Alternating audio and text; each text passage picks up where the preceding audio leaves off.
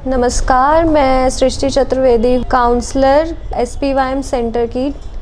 ये SPYM centre जो है डी एडिक्शन सेंटर, नशा मुक्ति केंद्र लड़कियों का है, खासकर जो 18 साल से नीचे होती हैं।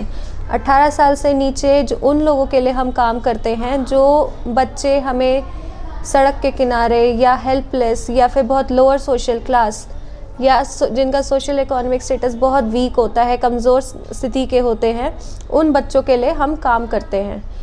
ये SPYM सेंटर जामा मस्जिद के पास सुनहरी मस्जिद की मोड़ की तरफ है और यहाँ पे बच्चे का दाखिला होता है सारे 18 साल से नीचे जो बच्चे हैं। तो ये जो बच्चे आते हैं हमारे पास, ये सारे बच्चे कोर्ट के थ्रू आते हैं।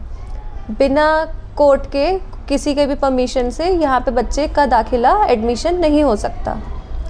तो यहाँ पे हमारे पास जो प्रेजेंटली बच्चे रह रहे हैं, जो अपना इलाज ले रहे हैं नशा मुक्ति के लिए, वो 3 से 6 महीने के लिए रहते हैं यहाँ पर। और यहाँ पे जो लड़कियाँ हैं उनमें से बहुत सारी लड़कियाँ 15 से 17 साल की हैं कुछ, और 11 से 14 साल की हैं, और कुछ बहुत छोटी 10 से 11 साल की हैं। जो 15 से 17 साल की होती हैं, अक्सर हमने देखा है कि एक एडोलसेंट स्टेज पे, प्यूबर्टी स्टेज पे बच्चों के साथ ऐसा हादसा होना शुरू हो जाता है। 90% ऑफ द केसेस जो होते हैं सेक्सुअल अब्यूज़ के, ऐसे हादसे थोड़ी बड़ी लड़कियों के साथ शुरू हो जाते हैं। लेकिन जब भी हम सोचते हैं कि किसी के साथ सेक्सुअल अब्यूज़ हुआ है या फिर किसी ने छेड़खानी की है या उनके डिग्निटी को लेके किसी ने छेड़खानी की है, तो हमारे दिमाग में हमेशा ये आता है कि बड़ी लड़की होगी या औरत होगी या फिर 20-25 साल की उम्र तक के, हमारे दिमाग में हमेशा वो एक इमेज आती है। लेकिन कभी हमारे दिमाग में इमेज ऐसी नहीं आती कि कोई छोटे बच्चे के भी हो सकते हैं। हमने 15 से 17 साल की कहानियाँ देखी हैं, हमने 11 से 14 साल के बच्चियों की कहानियाँ सुनी हैं और देखी हैं, लेकिन आज हम उस सबसे यंगेस्ट छोटी बच्ची के बारे में हम बात करना चाहेंगे, उसके बारे में जानना चाहेंगे, उसकी कहानी सुनना चाहेंगे, जो सिर्फ 10 साल की उम्र की है, जो सिर्फ खेलना कूदना जानती थी, लेकिन उसने अपनी खेलने कूदने की उम्र में बहुत कुछ ऐसी चीज़ें देख ली, बहुत कुछ ऐसी नेगेटिव रियलिटी देख ली सोसाइटी की, जो आज उसको आगे बढ़ने में कई बार बहुत मुश्किल पैदा करती है। तो आइए सुनते हैं उसी की कहानी उसी की ज़ुबान से। मैं गुप्ता मार्केट में रहती थी। वहाँ पे मेरे पापा का दोस्त, मैं, मेरी बड़ी बहनें रहते थे।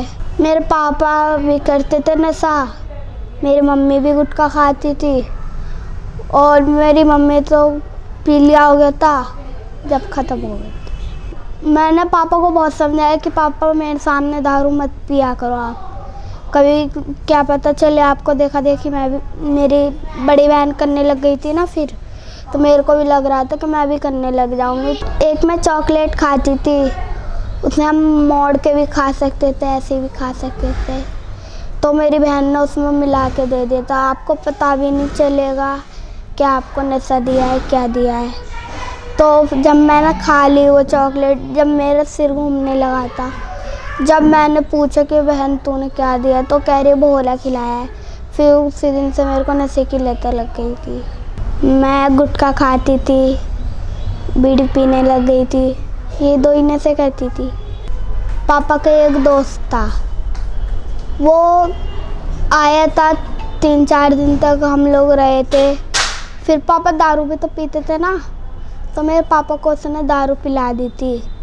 पापा को बेहोश कर दिया था दारू पिला कर, पापा नहीं उठ पा रहे थे हैं। तो फिर मेरे को ऐसा लगा कि ये, फिर उसने मेरे साथ गलत करा था। मेरा मैन पार्ट, वो उस लड़के ने अपने मैन पार्ट के ज़बरदस्ती मेरे साथ गंदा काम करने लगा था। मैंने पापा को बताया था, तो पापा ने फिर उस लड़के को भगा दिया था। फिर वो लड़का जब आता था ना, तो फिर मैं घर में नहीं रुकती थी, फिर मैं अपने खाला के घर में रुकती थी कि मेरे को पता, फिर उसने गलत क्या था मेरे साथ। पापा को मैंने बताया कि पापा ये लड़का गलत करता है। पापा ने फिर उसे समझाया था कि तू मेरी बेटी के साथ ऐसा क्यों करता है। फिर वो लड़का फिर दूसरे दिन फिर नहीं माना, फिर मेरे साथ गलत करने लगा।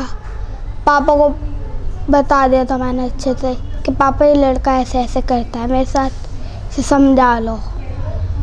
उस टाइम मम्मी भी नहीं थी कि मम्मी की डेट हो गई थी ना, फिर ईद के 2 दिन पहले ही मेरे पापा आए थे मेरी बहन से मिलने, बड़ी वाली से।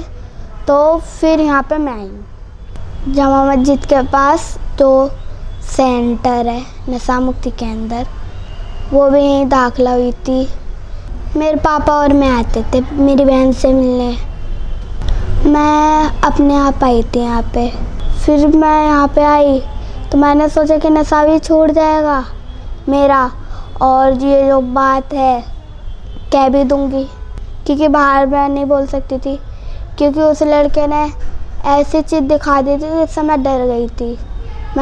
उसने पापा की भी धमकी दी थी, तेरे पापा को ऐसे कर दूँगा अगर तूने किसी को बताई। तब मैं डर गई थी, और मेरे को भी कह रहा था कि तेरे को ऐसा निशान दूँगा कि तेरे पापा भी इलाज नहीं करवा पाएंगे। तो इसलिए मैं डर गई थी। पापा तो अपनी तबीयत हल्की फुल्की ख़राब हुई थी, बुखार आ गया था खाली।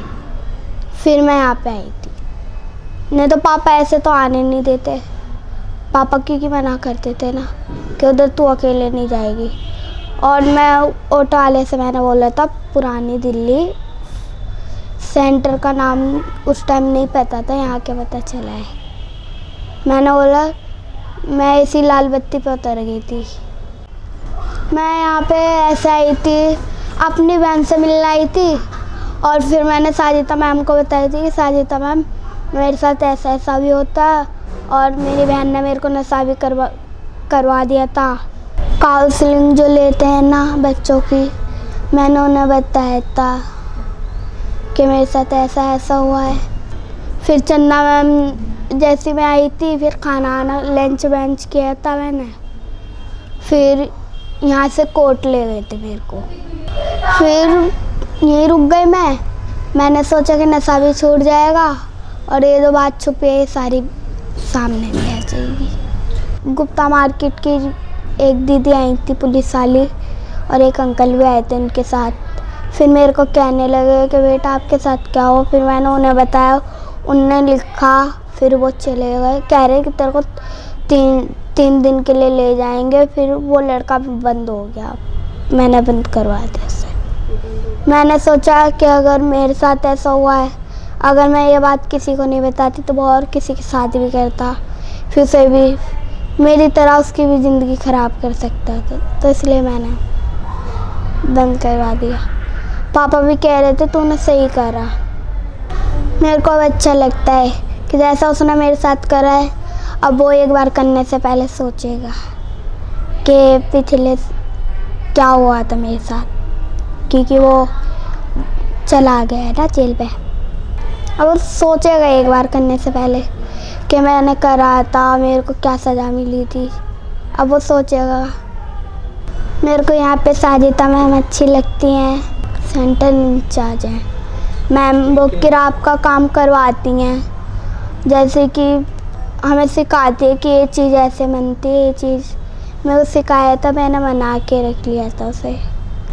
मेरे को उनने सिखाया था जैसे कि लड़ी वड़ी बनाते हैं तो ऐसे करके बनाता है, जैसे कि हमें सर्कल काटना हो या कोई फूल बनाना हो तो ऐसे करके मैम हमें सिखाती हैं। पढ़ाई भी करती हूँ यहाँ पे। पापा कह रहे थे तो ठीक है, मैंने बोला हाँ मैं ठीक हूँ पापा। पापा शनिवार के दिन आए थे। मैं चाहती हूँ कि यहाँ से जाके मैं अपनी बहन के पास जाऊँ। सेंटर का नाम नहीं पता, वो एक सेंटर गई है, मैं वहीं रहना चाहती हूँ। फिर वहाँ से पढ़ूँगी लिखूँगी, फिर वहाँ से बाहर निकल के फिर पढ़ूँगी, दूसरों को समझाऊँगी कि आप नशा मत करो, ये गंदी बात है। और मैं जब पढ़ के आया करूँगी तो मेरी जो दोस्त वगैरह हैं मैं उन्हें भी पढ़ाऊँगी फिर अपने साथ। फिर मैं पापा को बोलूँगी कि पापा मेरे को स्कूल में डाल दो। फिर मेरी मम्मी का सपना ये है कि मैं कोई डॉक्टर नहीं बनूँ, तो मैं मम्मी का सपना पूरा करने के लिए ये सब करना है। तो अभी आप सबने सुना होगा, बच्ची अपनी कहानी बता रही थी जिसमें उसकी बड़ी बहन उसको चॉकलेट में मिलाकर भोला देती थी। तो ये भोला हम आम तौर पे इसको कहते हैं भांग। ये भांग एक तरीका का पौधा होता है जिसको हम नशे के लिए इस्तेमाल करते हैं। हमने जो इसकी कहानी सुनी, ये सब सोच के जब हम अपनी उम्र में थे हम तो ये सब सोच भी नहीं पाते थे। हमारे दिमाग में कभी ये सब चीज़ें आई ही नहीं थी उसकी उम्र में जब हम लोग थे। लेकिन जो अब जिस उम्र में इसने ये सब चीज़ें देखी हैं उसके लिए बहुत कठिनाइयों से, बहुत मुश्किलों से वो उस दौर से गुज़र रही है। उसके लिए ये बार बार बात करना, बार बार उसी चीज़ के बारे में सोचना बहुत ज़्यादा मुश्किल है और उसके बारे में बात करने में उसको डर भी लगता है। बहुत सोच समझ के वो बोलती है। खैर हमने देखा कि वो ये इस बच्ची की फिर भी अच्छी थी किस्मत जो इसको यहाँ पे एसपीवाईएम के इलाज के दौरान उसको मदद मिल पाई, क्योंकि हम उसकी आगे आवाज़ बढ़ा पाए, हम उसके आगे सपोर्ट सिस्टम थे, पीछे से हमने उसको पुश किया कि ताकि वो अपना ही मदद कर सके। लेकिन ऐसी बहुत सारी लड़कियां होती हैं इससे भी बड़ी उम्र की या फिर बहुत छोटी उम्र की जो अपनी कभी बात रख ही नहीं पाती, अपनी कभी बारे में बोल ही नहीं पाती। हमने इस बच्ची की मदद तो की। इसके इलाज के बाद ये अपनी बड़ी बहन के पास चली जाएगी होम में, जहाँ पे बाकी बच्चे रहते हैं, जो होम चिल्ड्रन होम है, जिनके कोई परिवार नहीं है, कोई सपोर्ट नहीं मिलता, उन बच्चों को उस होम में रखा जाता है। इसकी तो ज़िंदगी चलो आगे बन जाएगी, आगे हम इसके बारे में इसकी मदद करते रहेंगे लाइफ टाइम। लेकिन उन बाकी लड़कियों का क्या, उन बाकी बच्चियों का क्या जिनको कहीं मदद नहीं मिल पाती है, जिनको कहीं मौका भी नहीं मिल पाता है अपनी बात रखने का। तो क्या हम ऐसा कर सकते हैं एज अ सोसाइटी मेंबर, एक अच्छे नागरिक के होते कि हम ऐसे क्या जिम्मेदारियां उठा सकते हैं कि ये क्राइम कम कर सके। इस तरीके के अगर क्राइम हो भी रहे हैं तो उन बच्चों की आवाज़ हम बन सके, उन बच्चों के लिए हम आगे बढ़ा सके।